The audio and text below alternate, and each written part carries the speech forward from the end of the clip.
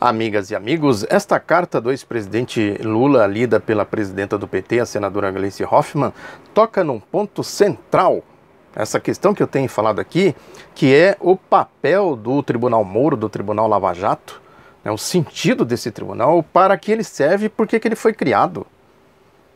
Diz aqui a carta, o Lula, dizendo que não acredita mais na justiça, que é vítima de manobras, e reafirma sua candidatura à sucessão presidencial. Ele fala do Edson Fachin, que é o, podemos dizer assim, ele está no topo do Tribunal Moro. Quem manda é o Moro, claro. Não o Moro é um preposto, Quem manda é quem criou a Operação Lava Jato, o Tribunal Moro, o Tribunal Fascista, Tribunal de Exceção, que é sobretudo o Grupo Globo, a lógica do golpe, o epicentro do golpe. É isso que eu tenho comentado aqui, O sentido desse tribunal de exceção é o sentido de dar sustentação a um projeto político para a condução do golpe.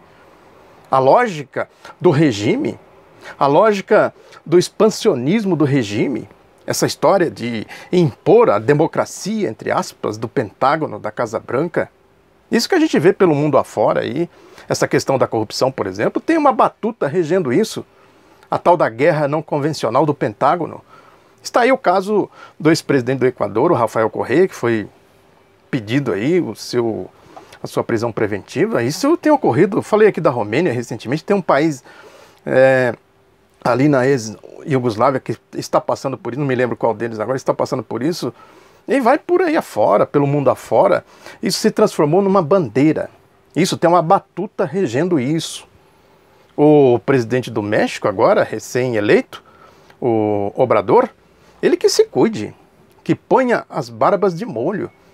Assim que ele der os primeiros passos no sentido de dar consequência ao seu programa de governo, vai virar contra ele. Tem o caso lá da Nicarágua, a onda que se levantou, muito parecida com o que aconteceu aqui no Brasil em 2013. Portanto, esse Tribunal Moro é a tradução de tudo isso, a lógica de tudo isso.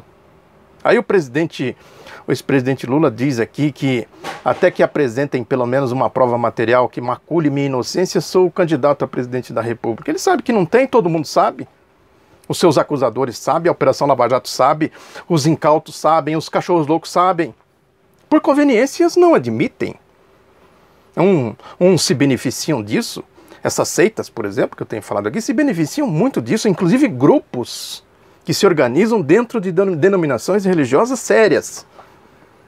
Tem interesses de círculos sociais, ganham aqui, ganham outro ali, criam relações sociais para se beneficiarem, convivem nesse círculo, um acobertando o outro, um beneficiando o outro, essa troca que existe nos círculos sociais que se estabelecem com sentido econômico.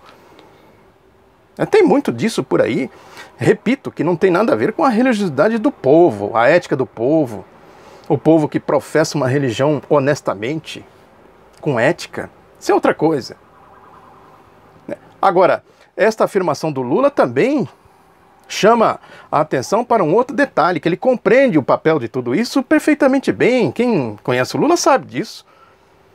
Ele está dizendo aqui, podemos deduzir, ir além, que ele está dizendo da importância que tem de se unir, se unificar em torno de um projeto, de um processo político, sobretudo, que vai muito além da esquerda. Esses pregadores de unidade de esquerda, esses arautos da autocrítica alheia, esses PCOs da vida, Rui Costa Pimenta da vida e seu entorno, seus iguais, ficam aí atrapalhando o trânsito, podemos dizer assim. Nós devemos fugir disso, desviar disso e procurar exatamente na linha do que o ex-presidente Lula tem falado aqui. Procurar a intelectualidade progressista, os setores políticos que são contra o golpe, não necessariamente de esquerda, os juristas, enfim, toda essa frente que precisa ser organizada no sentido de criar esse processo político de resistência. É importante registrar isso. Nós estamos começando a resistência ao golpe. Começando. Com toda essa dimensão que o golpe tem. Tem aí também a assessoria do ex-presidente Lula, divulgou um comunicado que poderia ser um outro ponto de partida, um mote para esse movimento que eu estou falando aqui de âmbito internacional, que diz que o advogado que representa o Lula no exterior protocolou uma petição junto ao Comitê de Direitos Humanos das Nações Unidas, alegando que estão sendo impostas restrições para que o Lula, né, possa fazer campanha. O comunicado diz que o Comitê da ONU admitiu julgar o caso à luz do artigo 25 do Pacto Internacional de Direitos Civis e Políticos. E os advogados argumentam ainda que esse dispositivo assegura a todo cidadão a possibilidade de participação de campanhas sem restrições infundadas e o seu direito de votar e ser eleito em eleições periódicas, autênticas, realizadas por sufrágio universal e igualitário por voto secreto que garantam a manifestação da vontade dos eleitores. Olha aí. É importante essas coisas são muito importantes.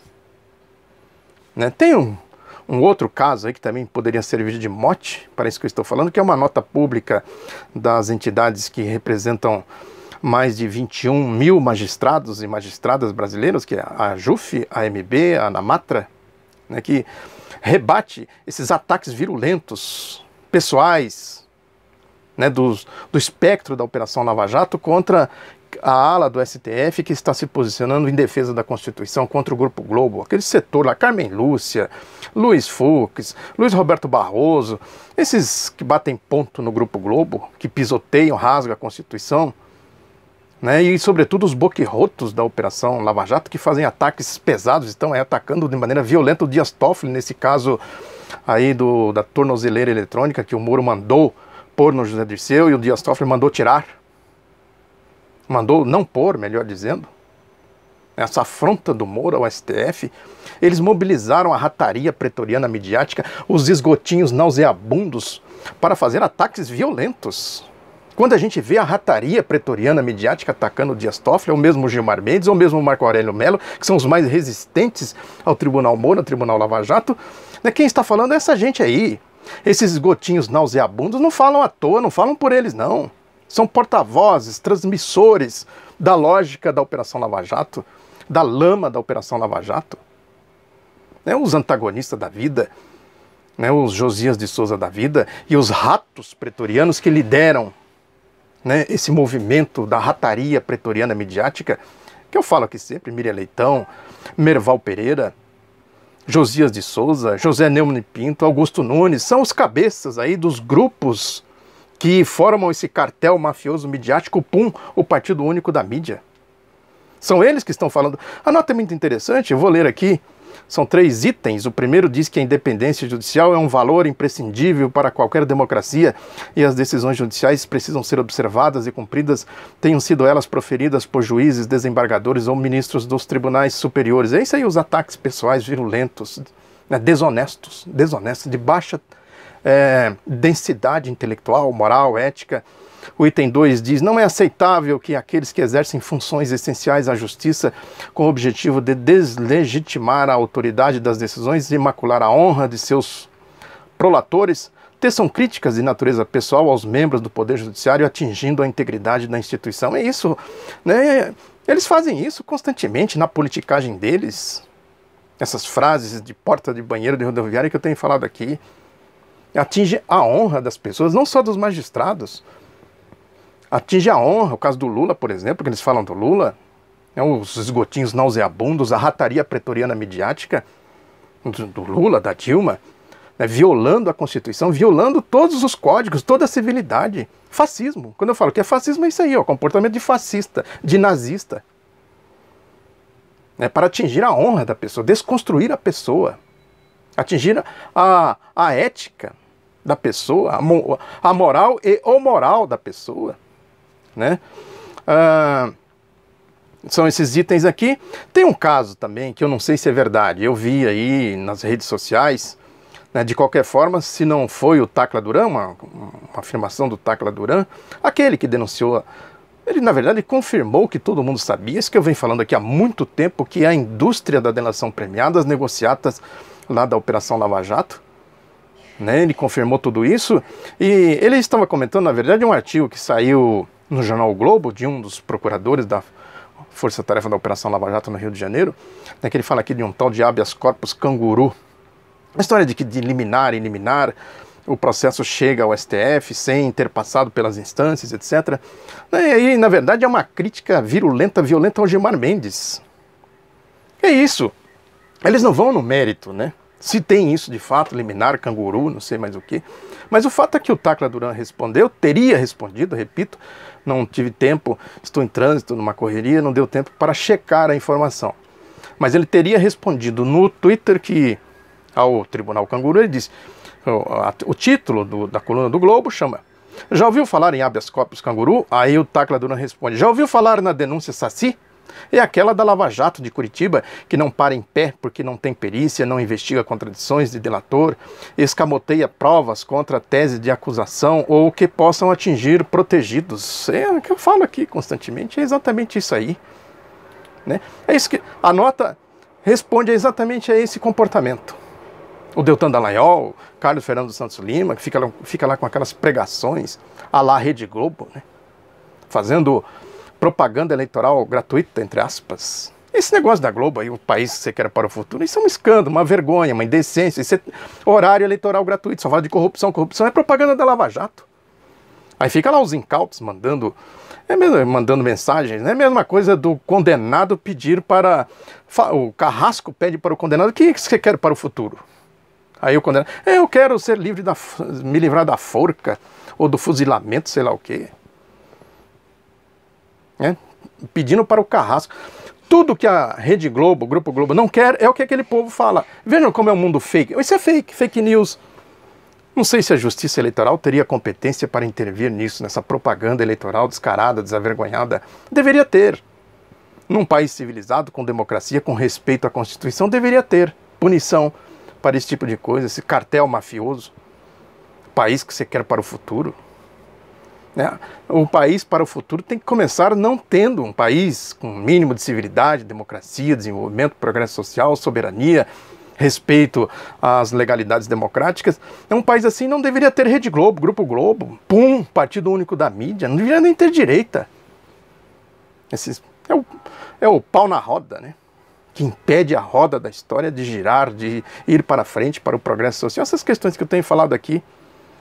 Agora é isso, né? Isso dá guarida para o Tribunal Moro, o Tribunal Lava Jato. Tem esse caso, por exemplo, aí do Sérgio Moro, que afrontou o STF. Agora ele fez um despacho. Ele gosta de despacho. Despacho para cá, despacho para lá, né? Que ele argumenta, faz um rocambole, argumento rocambole, um rolo. É isso que eu falo, né? Não subestimar esse tipo de gente. Não subestimar esse tipo de gente fascista. Esse tipo de gente tem ardis, são ardilosos. Que ele diz aqui que ele argumenta que na decisão anterior, quando cassou a prisão preventiva, quando o STF cassou a prisão preventiva de Dirceu, a segunda turma determinou a aplicação de medidas cautelares ao ex-ministro. Portanto, a ordem de soltura implicava ao retorno à situação anterior, à segunda prisão, embora o Supremo jamais tenha falado nada parecido, apenas tenha concedido a liberdade a José Dirceu, e de ofício. Simplesmente a segunda turma falou: não, você está livre. Não falou que retornava para o caso lá anterior, que o Moro foi lá. Não, tem um caso aqui, ó, pegou. É oportunismo, malandro. Isso é para dar mídia, manchete, fica aí na mídia, né? Olha aí, ó, o Dias Toffoli, o Gilmar Mendes, o Marco Aurélio Melo soltou, um corrupto. É isso. O objetivo é só isso. Aí depois, no fim, ele se desculpa. Olha aí. Não subestimemos os cínicos, que ele diz aqui: lamenta-se que o estabelecimento das medidas cautelares autorizadas previamente pela própria segunda turma do STF, lá no outro caso, tenham sido interpretadas como claro descumprimento da decisão na reclamação 30.245, quando ao contrário buscava-se cumpri-la. Dando uma de bonzinho aqui: eu errei e tal, né? Vocês desculpa aí, viu? Desculpa aí. O Marco Aurélio Melo, falar nele, ele esteve num seminário na Universidade de Coimbra, chamado um seminário tradicional, verão 2018, que ele falou lá de mudanças culturais, falou da crise mundial, né? Lógico, falando aqui do golpe, a tradução é essa: o que significa o golpe no Brasil, né, que ele diz que mudanças culturais e comportamentos têm desafiado a democracia, a separação de poderes, o exercício da cidadania e dos direitos humanos.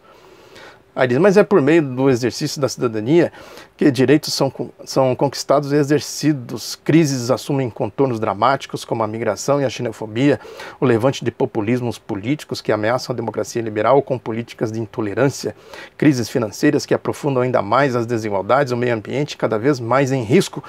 É uma conjuntura que eu falei aqui, né? Conjuntura muito parecida com aquela que levou o mundo à Primeira Guerra Mundial, à Segunda Guerra Mundial, que é o regime das crises, né, dos morticínios, né, isso aí, né? Naturalmente o regime vai tendendo para o fascismo. O neoliberalismo tem todos os traços de fascismo e precisa, portanto, erigir instituições como essa aqui, fascista, como esse Tribunal Moura, o Tribunal Lava Jato. É importante entender isso, porque as crises não surgem do nada, não brotam da terra, não caem do céu, tem um sentido.